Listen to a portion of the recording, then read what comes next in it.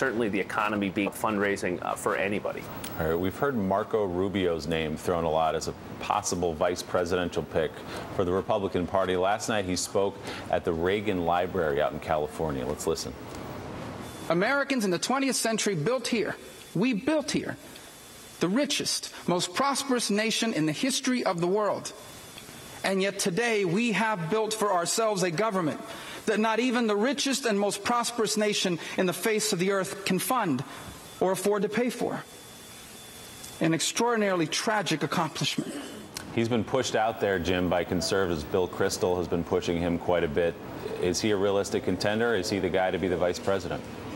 I think if there's one safe bet for 2012 elections, it's that he will be the vice presidential candidate for the Republican, regardless of who is at the top of the ticket. There are a lot of Republicans that would love for him to jump into the race as a candidate for the presidency because they feel frustrated. They don't think Romney's their guy. They don't feel like Perry or Bachmann or Palin are electable, and they would love to get somebody like a Rubio or a Paul Ryan or a Christie or a Jeb Bush to jump into the race. The problem is none of those men are interested in getting into this race, and I'm certain there'll be a new push for Rubio now that Ryan, Representative Ryan from Wisconsin, has said, no way, I'm not going to run. I've thought about it, contemplated it, ain't going to happen.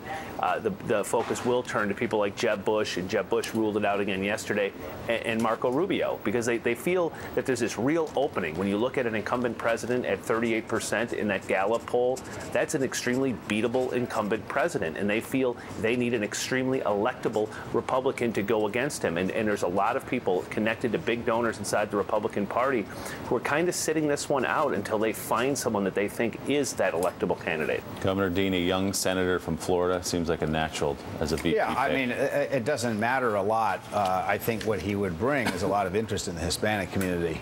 That would really be genuine, and that's, of course, why they all want him. But Dan Quayle didn't hurt George H.W. Bush any in his election bids. In either case, people don't vote on the vice presidency. It makes a difference of maybe 1% at the very, very most. So why not? I think it's if I were the GOP people, I'd say, hey, yeah, let's go for it. Harold, you like comes from Rubio? Florida. That does help there. He brings Florida. He reaches into a community that they need to do well in, the Latino community, and he's conservative. Particularly if you have a Romney at the top of the ticket, you need someone to balance him up. So.